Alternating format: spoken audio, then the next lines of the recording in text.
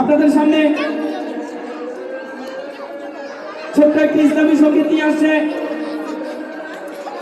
শিক্ষণীয় একটি ইসলামী সঙ্গীত। এ পর্যায়ে আপনাদের সামনে উপস্থিত হচ্ছে অত্র মাদ্রাসার ছাত্রী নুসরাত জাহান সৌদা। এই আওয়াজ বাড়াও।